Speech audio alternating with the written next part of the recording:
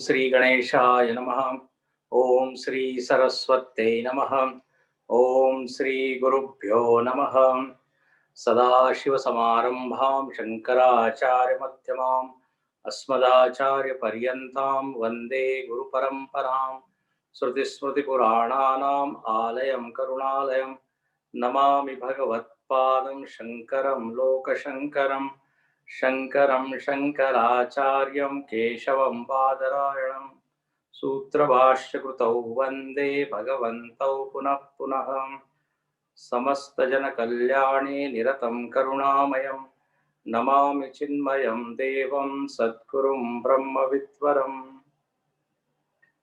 नमः श्री शङ्करानन्द गुरुपादाम्बुजन्मने सविलासमहामोह ग्राहग्रासैककर्मणे।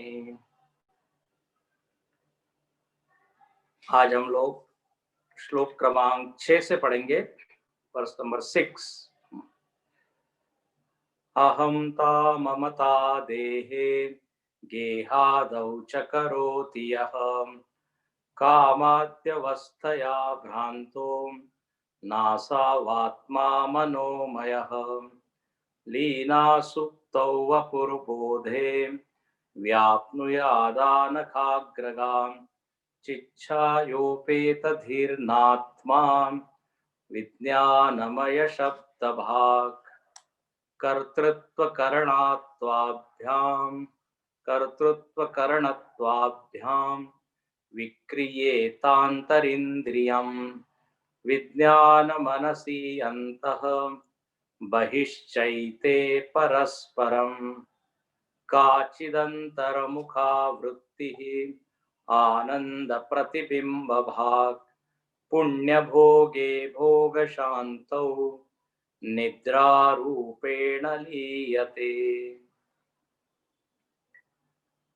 हम लोग इस प्रकरण में पंचकोश का विवेक कर रहे हैं और इस विवेक का प्रयोजन है कि जो पंचकोश से जुड़ा हुआ नहीं है लेकिन जो लग रहा है कि जुड़ा हुआ है, उसको समझना है, और वह है आत्मवस्तु। आत्मवस्तु में पंचकोश है नहीं, लेकिन आज ये स्थिति है कि हम लोग पंचकोश वाले ही अपने आप को मानते हैं। तो कहते हैं आप यदि ठीक से विचार करोगे तो आपको ये ज्ञात होगा कि मैं पंचकोश का साक्षी हूं, पंचकोश का दृष्टा हूं, पंचकोश का अधिष्ठान हूं। मैं पंचकोश नहीं हूं। श्रुति ने तो ये कहा ही है, विद्यारण्य स्वामी जी युक्तियों के द्वारा सिद्ध कर रहे हैं कि ये अन्नमय, प्राणमय, मनोमय इत्यादि जितने कोश है, यह आत्मा नहीं है। हम लोग 4 कोशों के बारे में पढ़ चुके अब तक। अन्नमय आत्मा हो नहीं सकता क्योंकि अन्नमय विनाशी है, पहले भी नहीं था, बाद में भी नहीं रहेगा। जबकि आत्मवस्तु शाश्वत है। प्राणमय कोश आत्मा नहीं है क्योंकि प्राण में जड़ता है, ज्ञान नहीं है। जबकि चैतन्य जो है वो ज्ञान स्वरूप है। तो प्राणमय भी आत्मा नहीं है। मनोमय भी आत्मा नहीं है क्योंकि मनोमय वृत्त्यात्मक है। It is in the form of thoughts. मन में हजारों वृत्तियां आ चुकी है और हम अपने आप को 1000 रूप में तो अनुभव नहीं करते हैं, एक ही रूप में अनुभव करते हैं। तो ये मनोमय कोश भी मैं नहीं। मनोमय कोश करण है, इंस्ट्रूमेंट है, उपकरण है। और विज्ञानमय कोश भी मैं नहीं हूं क्योंकि विज्ञानमय कोश में बुद्धि की प्रधानता है, बुद्धि में मंदता है, तेजस्विता है। विज्ञानमय कोश भी परिवर्तित होते रहता है, एक सा रहता नहीं है। हमारे में जो कर्तृत्व है वो विज्ञानमय कोश की देन है, डूअरशिप। विज्ञानमय करता है जब आत्मा उससे तादात्म्य कर लेता है। आदात आत्मा जब उससे जुड़ जाता है तो आत्मा ही कर्ता बन जाता हुआ दिखता है। हम कहते हैं मैं करने वाला हूं, मैं करता हूं। बोले ये विज्ञानमय का धर्म है। जैसे मनोमय का धर्म है कामी क्रोधी होना, लेकिन आत्मा में आरोप करके हम अपने आप को बांधने लगते हैं, तद्वत। तो ऐसे ही विज्ञान में भी मैं नहीं हूं। कोई ये नहीं कहता मैं बुद्धि हूं, ये जरूर कहता है बुद्धिमान हूं, बुद्धि वाला हूं। अब अगला कोश जो है वो इससे भी अंतरंग, वो है आनंदमय कोश। अब हम सब लोगों के जीवन में एक अनुभव है और वो है आनंद। शायद ही कोई ऐसा हो जिसको कभी भी कहीं भी आनंद मिला ही न हो। चींटी को भी आनंद मिलता है, हाँ, पेड़ पौधों को भी आनंद मिला है, पशुओं को आनंद मिलता है और मनुष्यों को भी आनंद मिलता है। एक जो बिल्कुल गरीब बस्ती में रहता है उसके चेहरे पर भी हम देखते हैं मुस्कान। तो चाहे वो व्यक्ति कोई भी हो, गरीब हो, अमीर हो, पढ़ा लिखा हो, अनपढ़ हो, युवा हो, वृद्ध हो, स्त्री हो, पुरुष हो, सार्वजनिक अनुभव है वो है आनंद का। कभी न कभी किसी न किसी मात्रा में खुशी सबको मिली है। तो अब इस अनुभव का विश्लेषण करते हैं कि ये आनंद कैसे मिलता है। तो यहां पर लिखते हैं, इसको अलग अलग ढंग से बताया जा सकता है, लेकिन यहाँ केवल एक ही चीज बताइए, उसको ही हम देखेंगे, थोड़ा सा दूसरे विषय को स्पर्श करेंगे। लेकिन यहां पर जो बताया है वो ये कि व्यक्ति के जीवन में खुशी आती है, उसमें सबसे बड़ा जो कारण है, हेतु है, वो है पुण्य। पुण्य का परिणाम है सुख।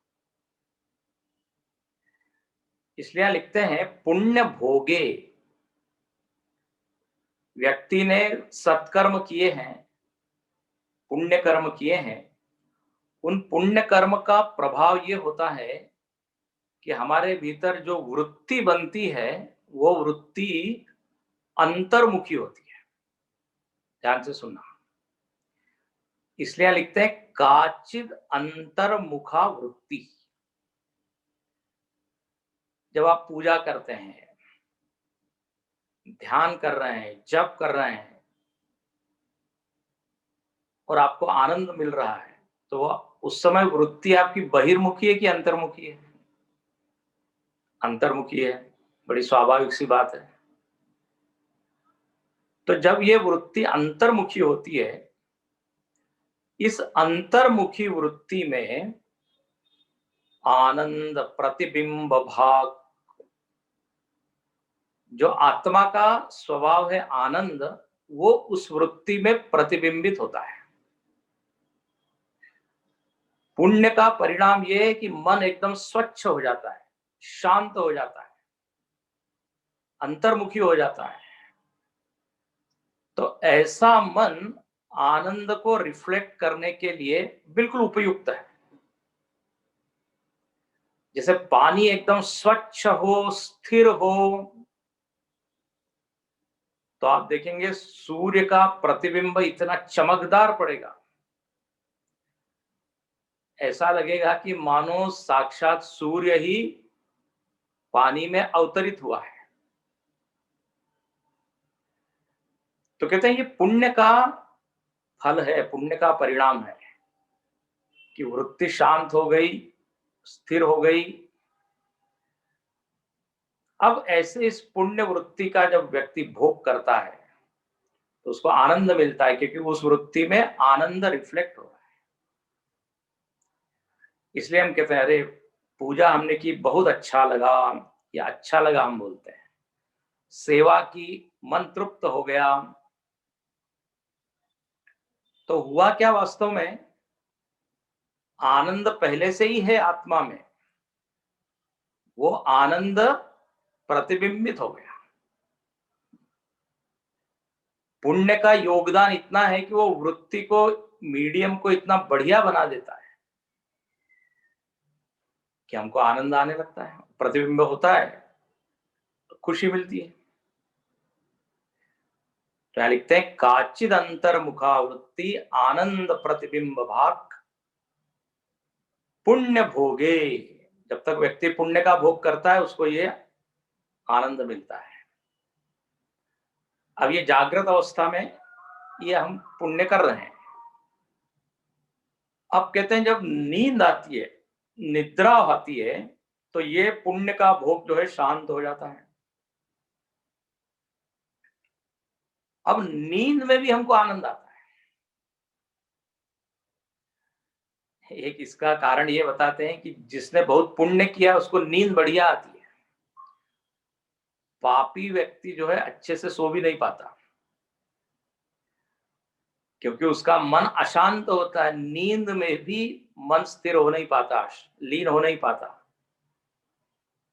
चिंताएं उसको होती है। तो कहते जागृत अवस्था में पुण्य के कारण वृत्ति बनी है तो शांत है। जब भोग हो गया, जब वो सो गया, तो मन पूरी तरह लीन हो गया। अब इस नींद में भी व्यक्ति को आनंद मिलता है। बोले यहां पर भी आनंद, ये कहां से आया? तो कहते हैं नींद में जगत की तो कोई वृत्ति है नहीं, जगत के सारे विषय खत्म हो गए, वहां केवल अभावाकार वृत्ति है। और उस वृत्ति में भी ये जो ब्रह्म तत्व है उसका आनंद वहां भी झांकता है, प्रतिबिंबित होता है। भले ही ध्यान से सुनना, निद्रा अवस्था में तमोगुण है, तमोगुण की प्रधानता है।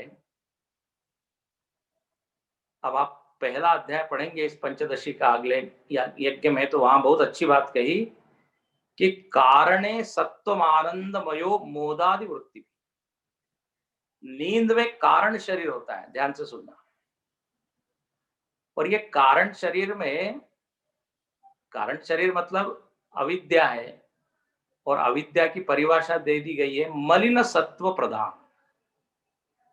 मलिन सत्व प्रधान मतलब तमोगुण की अधिकता है, लेकिन वहां भी सत्व है, हल्का सा सत्व है। तो ऐसी व्याख्या की गई कि नींद में हमको आनंद मिल रहा है तो वो भी सत्व गुण के कारण मिल रहा है, क्योंकि सत्व गुण के दो लक्षण बताए हैं 14वें अध्याय में। सत्व गुण होने पे आनंद है, सत्व गुण होने पे ज्ञान है। सत्व गुण के दो लक्षण है। तो मलिन सत्व प्रधान अपनी उपाधि है नींद में, तो उस सत्व के कारण तो आनंद मिलता है, और मलिनता के कारण, तमोगुण की प्रधानता होने के कारण वह पूरी तरह अज्ञान है। इसलिए नींद का अनुभव हमारा क्या होता है, मतलब मजा तो आया लेकिन कुछ समझ में नहीं आया मैं कहां था। ये बड़ी विचित्र स्थिति है। मजे का ज्ञान है, मजे का अनुभव है, अनुभूयते, लेकिन उस समय हम बिल्कुल बता नहीं सकते, बिल्कुल अंधेरा है मानो। तो तमोगुण का प्रभाव होने के कारण अज्ञान है, और सत्व के कारण वहां थोड़ा आनंद है। अब अलग अलग जगह इसकी व्याख्या अलग अलग की है। कहीं का है ब्रह्म का ही वहां पर प्रतिबिंब है, लेकिन वो पानी उतना स्वच्छ नहीं है। जैसे मैला पानी है तो मैले पानी में भी प्रतिबिंब तो पड़ता है कि नहीं, लेकिन वो मैल के कारण वो प्रतिबिंब मैल से अभिभूत होता है, आच्छादित होता है, हल्का हल्का प्रतिबिंब दिखाई देगा। तो ये नींद का भी आनंद ऐसा ही है, अज्ञान से ग्रस्त है लेकिन वहां थोड़ा मजा है। तो ये भी आनंदमय कोश का आनंद है, इसको बोलेंगे आनंदमय कोश का आनंद। पुण्य करने पर जो हमको आनंद मिलता है वो भी आनंदमय कोश का आनंद। अच्छा, एक और बात बताएं, हमको जगत की वस्तुओं से आनंद मिलता है। हमारी इच्छित वस्तु कोई खबर देता है कि बस आपको वस्तु मिलने वाली है, तो अभी मिली नहीं है, मिलने की खबर सुन के ही एक आनंद आता है। इसको कहा है मोद, प्रिय का है इसको, प्रिय। फिर जब वो वस्तु मिल जाती है तो आनंद बढ़ जाता है, उसको कहते हैं मोद। और उस वस्तु का जब भोग करते हैं तो आनंद चरम पर पहुंचता है, उसको कहते हैं प्रमोद। तो ये तीन वृत्तियां आनंद की हमको मिलती रहती, प्रिय, मोद, प्रमोद। किसी को यूरोप जाना है, किसी को ऑस्ट्रेलिया जाना है, किसी को अमेरिका जाना है, तो उसके लिए वीजा चाहिए। अब खबर ये आई कि वीजा मिल गया, वीजा पास हो गया, अब प्रिय वृत्ति आ गई उसमें। अभी वो गया नहीं है इंग्लैंड, लेकिन आशा मात्र से उसके भीतर एक आनंद आया कि नहीं। अच्छा, अब वो जब वीजा उसको मिलेगा, आनंद और बढ़ गया। और जब वो लंदन में लैंड करेगा, प्रमोद। हर वस्तु के साथ ऐसा ही। ये छोटे बच्चे हैं, किसी को चॉकलेट अच्छा लगता है, अब उस बच्चे को कहा कि अंकल आ रहे हैं, वो चॉकलेट लेके आ रहे हैं, इतनी खबर सुनने मात्र से वो उछलने लगता है। प्रिय वृत्ति है, चॉकलेट को देखता है, मोद। और जब चॉकलेट को जीभ पे रखता है, वाह कहता है, मजा आ गया, ये प्रमोद। तो ये जो आनंद हमको मिलता है वस्तु से, परिस्थिति से, व्यक्ति से, ये सब आनंदमय कोश का आनंद है। पुण्य से जो आनंद मिल रहा है, नींद में जो आनंद मिल रहा है, और फिर ये प्रिय, मोद, प्रमोद जो है, ये भी आनंदमय कोश का आनंद है। ये ब्रह्मानंद या आत्मानंद नहीं है, ये सब रिफ्लेक्टेड आनंद है, ठीक है ना, प्रतिबिंबित आनंद है। बिंब आनंद नहीं, बिंब आनंद तो आत्मा में। इसलिए कहते हैं कि आनंदमय कोश का आनंद और आत्मा का आनंद, इसमें अंतर देखिए। आनंदमय कोश का आनंद वृत्ति पर निर्भर है, वस्तु पर निर्भर है, परिस्थिति पर निर्भर है। अनुकूल परिस्थिति, अनुकूल वस्तु की प्राप्ति में हमको आनंद मिलता है। और चूंकि ये परिस्थितियां, वस्तु, व्यक्ति, दे आर कॉन्स्टेंटली चेंजिंग, तो कभी खुशी है, कभी गम है, कभी आनंद है, कभी दुख है। तो ऐसा ये बदलने वाला आनंदमय कोश मैं नहीं हूं। इसलिए 10वें श्लोक में एक शब्द दिया है, देखो पहले उसको पढ़ते हैं फिर आपको बताएं। कादाचित् तत्त्वतो नात्मा स्यादानंदमयोप्ययम् बिंबभूतो य आनंद आत्मा सौ सर्वदा स्थिते। बोले इस आनंदमय कोश का जो आनंद है उसमें कादाचित्कत्व है। अब ये टेक्निकल शब्द है, कादाचित्कत्व मतलब क्या, कभी है कभी नहीं है। that which is not constant, that which is not stable. कदाचित है, कदाचित नहीं है, कभी है, कभी नहीं है। तो न आत्मा स्यात्, ऐसा ये आनंदमय कोश मैं नहीं हो सकता। ये आनंद सब रिफ्लेक्टेड, प्रतिबिंबित है। जैसे चंद्रमा का जो प्रकाश है खुद का नहीं है, सूर्य का प्रकाश उसमें गिरता है, इसलिए आप देखते हैं चंद्रमा का प्रकाश घटता बढ़ता हो। सूर्य तो एक जैसा चमक रहा है क्योंकि उसका प्रकाश असली है, लेकिन चंद्रमा में पूर्णिमा भी है, अमावस्या भी है, चतुर्थी भी है, एकादशी भी है, तो प्रकाश कम ज्यादा, क्योंकि वो रिफ्लेक्टेड है, प्रतिबिंबित है। आत्मा का आनंद कैसा है? बिंब भूतो या आनंद, जो आनंद बिंब रूप है, कभी बदलने वाला नहीं है। आत्मा असौ सर्वदा स्थिते, आत्मा हमेशा एक जैसा है, एक रस है, तो उसका आनंद भी एक रस है। आनंदमय कोश का आनंद अनित्य है। तो इससे सिद्ध होता है कि मैं आनंदमय कोश नहीं हूं। इस तरह आप देखते हैं अन्नमय से लेके आनंदमय तक पांचों कोशों का निषेध कर दिया गया और बताया कि ये मैं नहीं हो सकता, क्योंकि आत्मा के जो लक्षण है वो इन पांचों कोशों में घटते नहीं है। ठीक है ना? इसलिए 11वें श्लोक में देखिए, विद्यारण्य स्वामी जी इसी बात को कहते हैं, ननु देहमुपक्रम्य निद्रानंदांत वस्तुषु मा भूदात्मत्वमन्यस्तु न कश्चिदनुभूयते। कहते हैं देहम उपक्रम्य, देह से प्रारंभ करके निद्रानंदांत, निद्रानंद तक, शब्द बदल दिए, अन्नमय कोश और आनंदमय के बजाय देह से लेकर निद्रानंद। बोले इन सारी वस्तुओं का विश्लेषण करने पर मालूम होता है न आत्मा, मां भूत आत्मत्व, मां मतलब नहीं, आत्मत्व ये आत्मा नहीं है। ठीक है, लेकिन यहां पे पूर्व पक्षी प्रश्न करता है, ननु अन्यस्तु न कश्चिद अनुभूयते।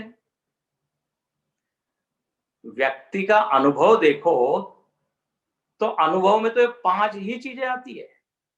ध्यान से सुनना, बहुत महत्वपूर्ण पॉइंट है। व्यक्ति को ये पांच चीज सतत अनुभव में आ रही है। अब आप कह रहे हो ये पांचों मैं नहीं हूं, तो फिर मैं क्या है? क्योंकि ये पांच के अलावा कोई छठी चीज तो अनुभव में आती नहीं। भाई व्यक्ति को शरीर का अनुभव है, उसमें वृद्धि है, उसमें क्षय है, उसमें रोग है। प्राण का अनुभव है, कभी वो बल का अनुभव करता है, एनर्जी लेवल उसका डाउन हो जाता है, कभी बढ़ जाता है, यही सब हम अनुभव करते हैं। फिर हम भावनाओं का अनुभव करते हैं, प्रेम, करुणा, दया इत्यादि। विचार हम करते हैं कभी कभी, तो कभी सद्विचार है, कभी असद विचार है। और जागृत स्वप्न में ये सब अनुभव करते हैं, नींद में हमको आनंद मिलता ही है। तो ये पांच ही चीजें हैं। इसको अंग्रेजी में एक संत ने बहुत अच्छा कहा कि मेरा व्यक्तित्व है, और ये व्यक्तित्व के पांच स्तर है। जैसे जो शरीर है उसको आप कह सकते हो फिजिकल पर्सनैलिटी, फिर प्राणमय कोश को आप बोल सकते हो एनर्जेटिकल पर्सनैलिटी, जहां एनर्जी प्रधान है, ऊर्जा, शक्ति। मनोमय को आप कह सकते हो इमोशनल पर्सनैलिटी, और विज्ञानमय को इंटेलेक्चुअल पर्सनैलिटी, और आनंदमय को कहा जाता है टेंडेंशियल पर्सनैलिटी। टेंडेंशियल मतलब टेंडेंसीज, अपने भीतर जो अव्यक्त वासनाएं हैं वो सब ये कारण शरीर में है। हम जब नींद में रहते हैं तो हम सब उन वासनाओं के साथ ही रहते हैं, वो सब अव्यक्त रहती है, उसको कहते हैं टेंडेंसीज। अच्छा, और हम देखते हैं हमको आनंद उसी चीज में आता है जिस तरह की वासना अपने भीतर है। सबको सत्संग में आनंद आता नहीं, सबको मीठी चीज खाने में आनंद आता नहीं, सबको तीखी चीज में आनंद आता नहीं। क्यों? सबकी वासनाएं डिफरेंट है, तो उनका आनंद फिर डिफरेंट डिफरेंट चीजों में है। तो ये आनंदमय कोश का ये नेचर है। तो इस तरह ये 5 व्यक्तित्व सतत हमको अनुभव में आते हैं। तो बोले न कश्चित अनुभूयते हैं, इसके अलावा आत्मा नाम की तो कोई किसी को अनुभव में आता ही नहीं। आप कह रहे हैं पंचकोशातीत है, अरे भाई पंचकोश ही है, दैट्स ऑल। अच्छा, इसमें थोड़ी सी अलग बात हम करें। यदि हमको अपने व्यक्तित्व को सुंदर बनाना है, अपनी पर्सनैलिटी को सुंदर बनाना है, तो ये 5 कोशों को सुंदर बनाना पड़ेगा। व्यावहारिक जगत में उसी व्यक्ति को अच्छा मानते हैं जिसके 5 कोश बढ़िया है। कहते हैं ये व्यक्ति बड़ा संस्कारी है, मतलब इसका आनंदमय कोश अच्छा है। ये कहते हैं ये बड़ा बुद्धिमान है, ब्रिलियंट है, मतलब विज्ञानमय कोश उसने बहुत अच्छा सजाया है। किसी में भाव सौंदर्य होता है, ये कवि है, कलाकार है, संगीतकार है, इनमें प्रधानता मनोमय कोश की। जो पहलवान, खिलाड़ी, स्पोर्ट्स वाले जो लोग होते हैं उनमें प्राणमय कोश की प्रधानता है। तो अपने व्यक्तित्व में यदि किसी ने कुछ कमाया है तो याद रखना इन 5 में से किसी न किसी कोश के ऊपर उन्होंने ज्यादा ध्यान दिया और उसको अच्छे से हैंडल किया, अच्छे से टैकल किया। तो व्यावहारिक जगत में इन 5 कोशों का बड़ा मान है। लेकिन पारमार्थिक वस्तु को यदि आपको देखना है कि व्हाट इज एब्सोल्यूट ट्रुथ, तो बोले फिर ये 5 कोशों से भी अंतरंग जो सूक्ष्म वस्तु है उसको जानना पड़ेगा। ये अध्यात्म है, ठीक है। और यहां पहले ही बता दिया कि पंचकोशातीत जो ब्रह्म वस्तु है उसको हमको जानना है। यदि जीवन में पूरी तरह आपको पूर्णानंद प्राप्त करना है, मुक्ति प्राप्त करनी है और अपने वास्तविक स्वरूप को जानना है, तो ये व्यावहारिक सत्य है पंचकोश, लेकिन पारमार्थिक सत्य है आत्मवस्तु। अब यहाँ पे वो प्रश्न करता है कि हमको तो 5 ही चीजें ज्ञात होती है। आत्मा नाम की वस्तु आप किसी से भी पूछिए, अब इंटरव्यू लीजिए, क्या आपको मालूम है एक आत्मा नाम की वस्तु है और उसमें खूब आनंद है? बोले क्या होता है? क्या आपने सुना है आत्मानंद? एक व्यक्ति ने कहा हाँ मुझको मालूम है, एक स्वामी जी रहते हैं पड़ोस में, उनका नाम है आत्मानंद। व्यक्ति का नाम वो जानते नहीं, हम पूछ रहे हैं आत्मा मालूम है क्या? एक व्यक्ति ने कहा हाँ मुझको मालूम है, एक CH आत्मा हुए, पहले CH आत्मा हो गायक। अरे भाई उसके बारे में नहीं पूछ रहे, आप आत्मा हो ये मालूम है क्या? बोले नहीं नहीं, मैं शरीर हूं, मैं इंजीनियर हूं, डॉक्टर हूं। तो प्रायः 99% लोगों को ये मालूम ही नहीं। तो यहां पर अब शुरुआत करते हैं। बोले देखिए 5 कोशों का अनुभव हमको होता है, ठीक है, लेकिन 5 कोश ही सत्य है, जीवन में ऐसा नहीं है। तो जब उसने कहा कि न कश्चित अनुभूयते, 5 चीजें अनुभव में आती है, तो इसके उत्तर में सद्गुरु क्या बोलते हैं 12वें श्लोक में देखिए, बाढ़म निद्रादयः सर्वे अनुभूयन्ते न चेतरः तथाप्येतेऽनुभूयन्ते येन तम को निवारयेत्। कहते बाढ़म, बाढ़म मतलब वेरी गुड। तुमने जो कहा ना कि ये 5 चीजों का अनुभव होता है, बहुत बढ़िया। और सर्वे अनुभूयन्ते, सभी को ये 5 कोश अनुभव में आता है, ठीक है। तथापि, फिर भी, एते अनुभूयन्ते ये न तमको निवारयेत्। बोले मेरा एक प्रश्न है, ये 5 कोशों का जो अनुभव कर रहा है वो कौन है? इस पर कभी विचार किया क्या?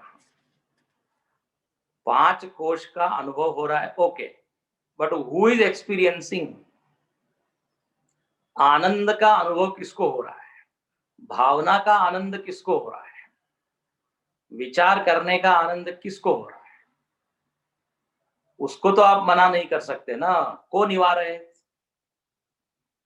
अनुभवकर्ता का निषेध हो नहीं सकता। पंचकोशों का आप निषेध कर दो तो एक चीज बचेगी, वो आप बचेंगे। जैसे उदाहरण दिया गया, किसी कमरे में, यहाँ स्वामी जी ने अच्छा उदाहरण दिया है कि किसी कमरे में बहुत सारी वस्तुएं हैं और वहां बल्ब भी लगा हुआ है, उस प्रकाश में सारी वस्तुएं दिख रही है। अब एक एक करके वो सारी वस्तु हमने हटा दी, ठीक है। अब सारी वस्तु हटा दी तो हमको क्या लगता है, कुछ नहीं बचा। लेकिन आप गलती कर रहे हैं, एक चीज बची है वहां पे। वो क्या है? प्रकाश। जिस प्रकाश में हमको दिख रहा है कि कुछ नहीं है, तो कुछ है पहले, सब चीज हटा दी तो कुछ नहीं है। दोनों को कौन प्रकाशित कर रहा है? प्रकाश। तो बोले ऐसे ही पंचकोश को आपने हटा दिया, कुछ नहीं है, लगता है कुछ नहीं बचा, लेकिन कुछ नहीं है इसको जानने वाला कौन है? पंचकोश का ज्ञाता मैं हूं और पंचकोश का निषेध करने वाला भी मैं हूं, और उस मैं का कोई निषेध नहीं कर सकता। आत्मा का कोई निषेध नहीं कर सकता। आप शरीर मन बुद्धि का निषेध कर सकते हैं, हाँ, तो जो निषेध करने वाला है वो तो अहम है, वो तो बचेगा। जैसे हम किसी कमरे में गए और वहां जितने लोग थे उन सबको कहा निकल जाओ, ऐसे चले जाओ चले जाओ। अब हम कहेंगे यार कोई नहीं बचा। अरे लेकिन आप तो बचे हैं ना, जिसने सबको भगाया। समझ में आ रही है क्या बात? तो एक अहम, एक आत्म वस्तु, उसको आत्म वस्तु कहेंगे, वो रहती है और उसका निवारण या उसका निषेध कोई कर नहीं सकता। अपना ही निषेध कोई कर नहीं सकता। क्यों नहीं कर सकता? तो देखिए अगले श्लोक में, स्वयमेवानुभूतित्वात् विद्यते नानुभाव्यता ज्ञातृज्ञानान्तराभावात् अज्ञेयो न त्वसत्तया। फिर से पढ़ेंगे, स्वयमेवानुभूतित्वात् विद्यते नानुभाव्यता ज्ञातृज्ञानान्तराभावात् अज्ञेयो न त्वसत्तया। बहुत ही सुंदर।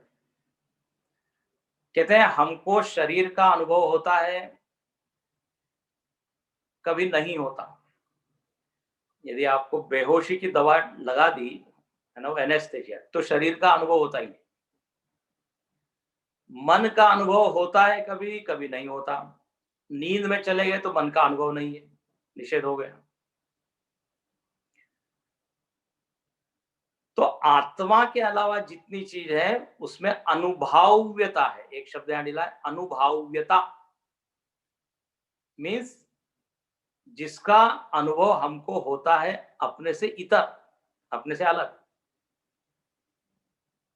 वो कभी होता है, कभी नहीं होता है। लेकिन अपना जो अनुभव है वो स्वयं एवं अनुभूतित्वात्। लेकिन मैं हूं, ये कभी ऐसा होता है, ये कभी अनुभव नहीं होता, कभी नहीं होता। हर क्षण हमको अपना अनुभव है। तो इससे सिद्ध है आत्मा अनुभव रूप है, आत्मा ज्ञान रूप है। आत्मा है और उसका ज्ञान होगा ही, मैं हूं। अच्छा, अब ये जो मैं हूं, बहुत सुंदर बात लिखी यहां। जैसे दुनिया का हमको अनुभव होता है ना, वैसा आत्मा का अनुभव नहीं होता। दुनिया का जब अनुभव होता है, पेड़ का अनुभव हो रहा है, तो उसमें क्या होता है, मैं ज्ञाता होता हूं और पेड़ ज्ञेय होता है। ऑब्जेक्ट ऑफ नॉलेज ज्ञेय, और नोअर जो मैं जान रहा हूं, मैं उससे अलग होता हूं। तो इसमें ज्ञातृ मतलब ज्ञाता और ज्ञेय ये होता है। और फिर ज्ञान की प्रक्रिया होती है, प्रोसेस ऑफ नॉलेज, इसको कहते हैं त्रिपुटी। ये जब तीनों होता है तब हम कहते हैं पेड़ है, ठीक है ना, व्यक्ति है।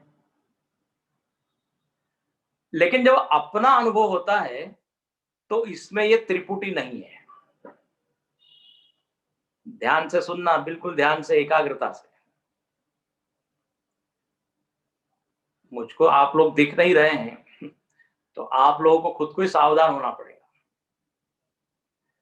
जब हमको जगत की किसी वस्तु का अनुभव होता है तो उसमें ज्ञाता अलग होता है, ज्ञेय अलग होता है, और ज्ञान की प्रक्रिया होती है, ठीक है। लेकिन हमको जब अपना अनुभव होता है तो जरा बताइए, यहाँ पे ज्ञाता कौन है, मैं। ज्ञेय कौन है, मैं। जानने वाले वस्तु भी मैं हूं, और जान कौन रहा है, मैं ही जान रहा हूं। ज्ञाता ज्ञेय ज्ञान ये त्रिपुटी नहीं है, और उसकी जरूरत भी नहीं है। ये सबसे इंपॉर्टेंट पॉइंट। जरूरत भी नहीं है, क्योंकि स्वयं में अनुभव रूप हूं। जगत की वस्तु का अनुभव करना है तो हमको वहां जाना पड़ेगा, आंख खोलनी पड़ेगी, प्रकाश डालना पड़ेगा, तब वो चीज दिखाई देगी। लेकिन जरा बताइए, अपना जो हमको अनुभव हो रहा है, तो क्या उसके लिए आंख खोलने की जरूरत है क्या, प्रकाश की जरूरत है क्या? आंख बंद करके भी हमको अनुभव है कि नहीं, मैं हूं। अंधेरे में भी हमको अपना अनुभव है कि नहीं। तो स्वयं एवं अनुभव अनुभूतित्वात् में स्वयं अनुभव रूप होने के कारण त्रिपुटी की वहां जरूरत है। बोले लेकिन मैं तो अपने आप को जानता ही नहीं हूं, अज्ञेय। अज्ञेय, अज्ञेय का मतलब होता है मैं ज्ञेय नहीं हूं।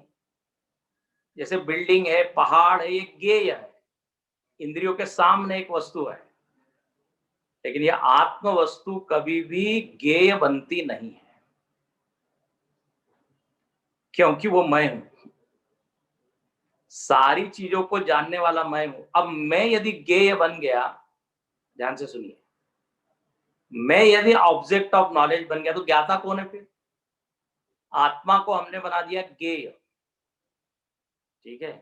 तो ज्ञाता कौन होगा फिर, नोअर कौन होगा? इसलिए यहां पर ये चीज असिद्ध है। तो हमको पांच कोशों का अनुभव हो रहा है, क्योंकि उसमें क्या है, हमारे में और पांच कोशों में अंतर है। तो ज्ञेय हमको सामने दिखते हैं, लेकिन अपनी बात जब हम करें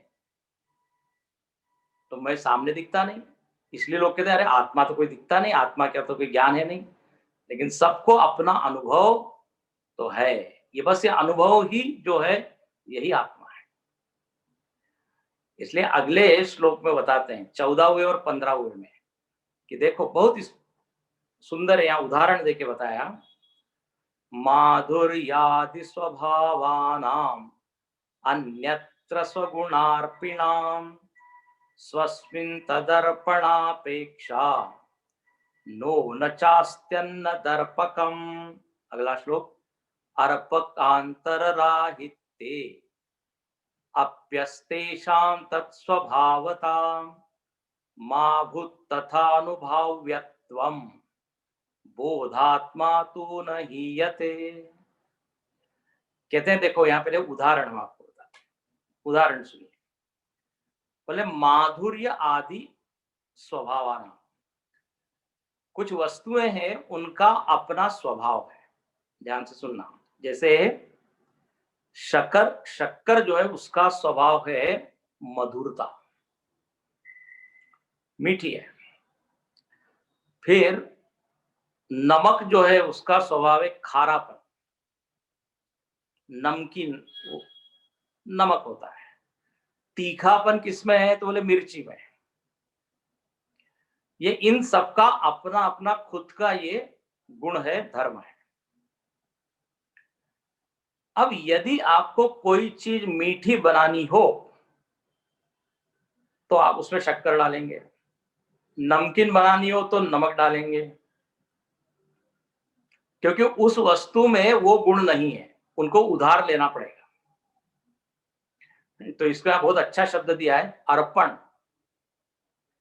शक्कर क्या अर्पण कर रहा है, कर रही है मिठास। गुड़ जो है मिठास अर्पण कर रहा है हलवे में। हाँ, आटे को उसने क्या दे दिया, अपना मिठास। बहुत अच्छा शब्द है। कोई बढ़िया तीखी चीज बनानी है तो मिर्ची ने कहा ठीक है मैं ये काम करती हूं। मिर्ची ने अपना तीखापन अर्पित कर दिया।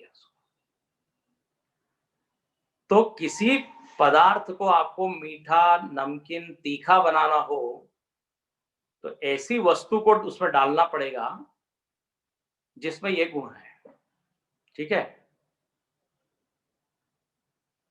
लेकिन शक्कर को यदि मीठा होना है तो उसको मिठास कैसे लाने की जरूरत है क्या? मिर्ची को तीखा होना है तो तीखा लाने की जरूरत है क्या? नहीं, क्योंकि स्वधर्म है। नो न च अस्ति अन्य दर्पकम, अन्य अर्पक की कोई जरूरत नहीं है। और बिना अर्पक के भी शक्कर में मिठास है, नमक में खारापन है। It is enjoying its own nature. हो गया, ये तो हुआ उदाहरण। अब ठीक ऐसे ही आत्मा का जो स्वभाव है वो है ज्ञान रूप। ज्ञान रूप means I am of the nature of pure knowledge. मैं हूं तो जहां मैं आएगा वहां उसको अपना भान होगा ही। उसको भान या ज्ञान कहीं से लाना नहीं है। ध्यान से सुनना। शरीर को यदि जानना है तो आत्मा की जरूरत है, क्योंकि उसमें ज्ञान है नहीं। जैसे आटे में मिठास नहीं है, आपको शक्कर उसमें डालना पड़ेगी, शक्कर की जरूरत पड़ेगी। ऐसे ही शरीर, मन, बुद्धि, पांचों कोष जो है ये महाराज जड़ है। ये स्वयं जनाते नहीं है, ये तो आत्मा ही इनको जानता है। और आत्मा को जानने के लिए इनकी जरूरत नहीं है, क्योंकि स्वयं आत्मा ज्ञान रूप है, भान रूप है।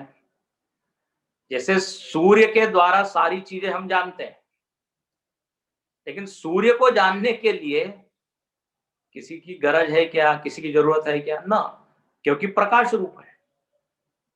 बाकी सब चीजों में प्रकाश नहीं है, इसलिए प्रकाश लाना पड़ता है, डालना पड़ता है, तब जाके वो चीज प्रकाशित होती है। तो यहां पर इस तरह लिखते हैं कि अर्पकांतर राहित्य अपि तेषाम तत्स्वभावता। ये शक्कर, मिर्ची या नमक, ये अपने स्वभाव से ही मीठे, तीखे, नमकीन है, और कहीं से लाना नहीं है, किसी की अपेक्षा भी नहीं है उसको। इसी तरह आत्मा में ज्ञान जो है वह स्वयं है, बोधात्मा है, उसमें बोध है, उसमें अनुभव्यता नहीं। अनुभव्यता मतलब गेयता नहीं है। आत्मा आपके सामने आंख के आगे आके चमकेगा या चमकेगी, ऐसा कभी नहीं होगा।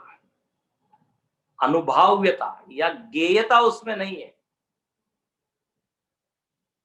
स्वयं स्वयं को जानता है कदम पर।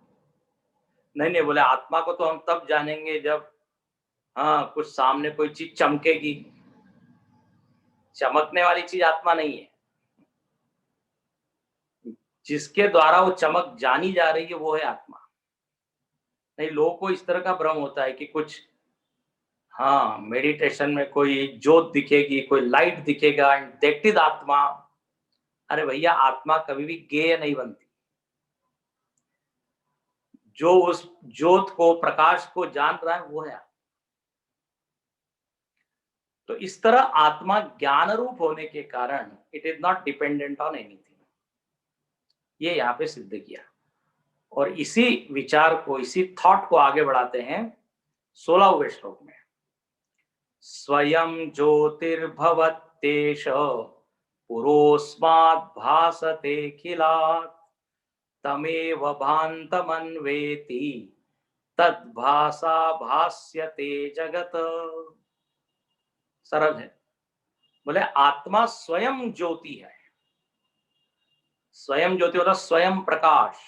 स्वयं प्रकाश मतलब स्वयं अनुभव रूप, ज्ञान रूप। ज्योति का मतलब यहाँ लाइट मत समझना। जैसे हम कहते हैं सूर्य स्वयं प्रकाश है, मतलब क्या? उसको जानने के लिए किसी और प्रकाश की जरूरत नहीं। ठीक ऐसे ही आत्मा स्वयं ज्योति है, मतलब आत्मा को जानने के लिए बुद्धि या मन या शरीर की जरूरत नहीं। स्वयं प्रकाश, स्वयं सिद्ध है। आत्मा के द्वारा सबकी सिद्धि होती है। इसलिए लिखते हैं अस्मात् भासते खिलात्। संपूर्ण जगत प्रकाशित होता है आत्मा के द्वारा। सबसे पहले आत्मा है, उसके बाद सब कुछ है। तमेव भान्तम अनुभाति सर्वम। हम सब लोग एक श्लोक बोलते हैं, न तत्र सूर्यो भाति चंद्र तारकम।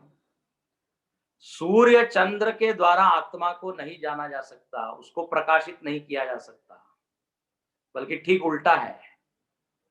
आत्मा के कारण हम जानते हैं सूर्य है, चंद्र है। So who is illuminating who? आत्मा इज इल्यूमिनेटिंग सूर्य चंद्र। समझ में आ रहा है ना? चैतन्य के प्रकाश में भास्यते जगत, पूरा जगत अनुभव में आता है।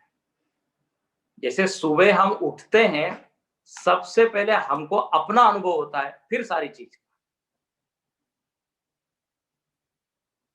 ज्योतिषाम अपि तत् ज्योति, भगवान कृष्ण ने गीता में कहा। सारे ज्योतियों की ज्योति कौन है? बोले आत्म ज्योति।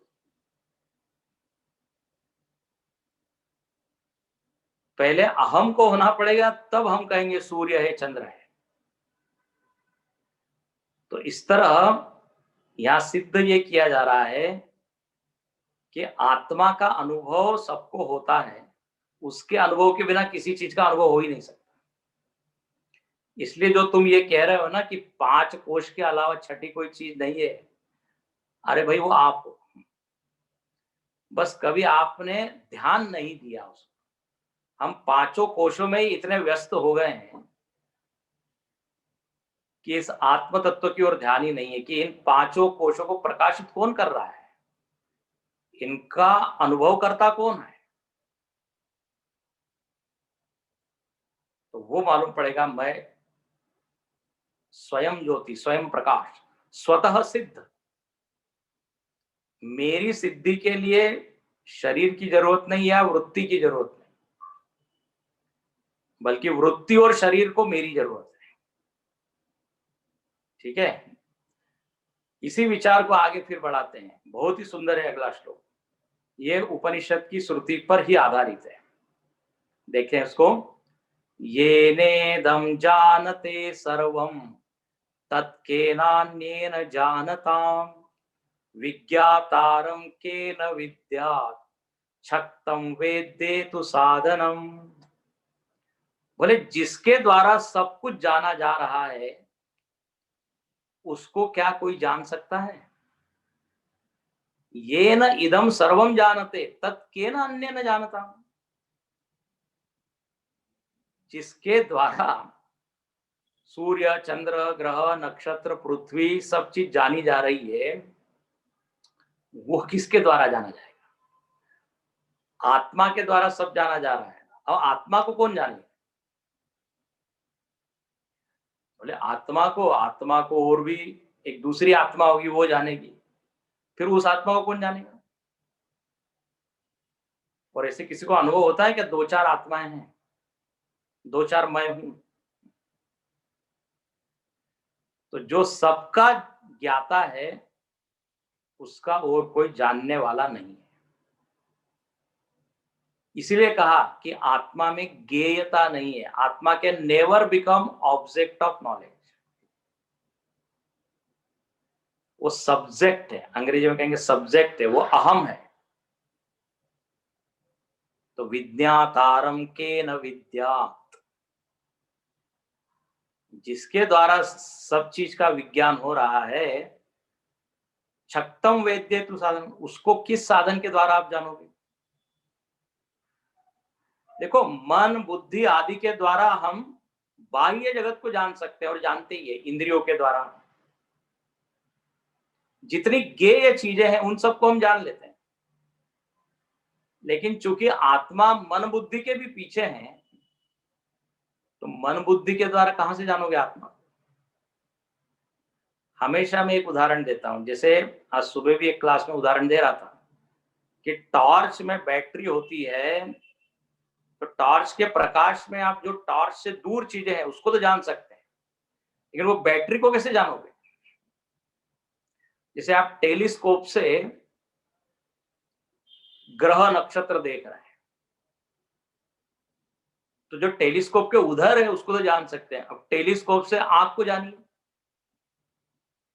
हाँ, तो टेलीस्कोप को घुमाएंगे तो फिर उसमें आंख दिखेगी, लेकिन देखने वाला कौन होगा?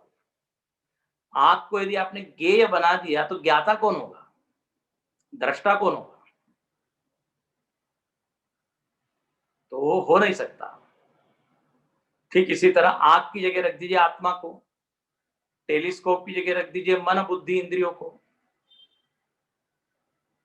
है ना? तो सब बाह्य चीज तो ज्ञात हो सकती है इस साधन के द्वारा, बट नॉट द सेल्फ। इसलिए यहां अगले श्लोक में इसको कंक्लूड करते हैं और कहते हैं आत्मा विदित नहीं हो सकता इंद्रियों के द्वारा, मन के द्वारा। सवेत्तिं वेद्यं तत्सर्वं नान्यस्तस्याति वेदिता विदिता विदिताभ्याम तत्पृथक बोध स्वरूपकम। बोले सवेत्ति, आत्मा वेत्ति, जानाति सर्वम, किंतु न अन्य अस्ति वेदिता, लेकिन आत्मा का कोई ज्ञाता हो नहीं सकता। ठीक है, तो इस तरह यहाँ पे थोड़ा ये सब सूक्ष्म बातें हैं, हो सकता है समझने में थोड़ी कठिनाई हो, लेकिन यह विचार कहां से प्रारंभ हुआ था कि पंचकोश आत्मा नहीं है, आत्मा उससे अलग है। तो उसका प्रश्न ये है कि पंचकोश के अलावा आत्मा अनुभव में तो आता नहीं, ज्ञेय तो है नहीं, जाना तो जाता नहीं। तब यहाँ पे सारा ये विचार शुरू किया कि आत्मा जो है वो ज्ञेय नहीं है, लेकिन अनुभव रूप है। वो सबको जानता है, उसी के प्रकाश में सब चीज जानी जाती है, लेकिन वो स्वयं प्रकाश है। इसलिए you can not negate that. अपने अस्तित्व को हम मना नहीं कर सकते, ये यहां सिद्ध किया। तो सिद्ध होता है कि पंचकोश के अलावा अनुभवकर्ता नाम की चीज है, वो पंचकोश का पार्ट नहीं है। Please note it. थोड़ा और इसके बारे में आगे के श्लोक में बताया जाएगा, वो हम देखेंगे कल। ओम पूर्णमदः पूर्णमिदं पूर्णात् पूर्णमुदच्यते पूर्णस्य पूर्णमादाय पूर्णमेवावशिष्यते। ओम शांति शांति शांति। हरि ओम। श्री गुरुभ्यो नमः। हरि ओम।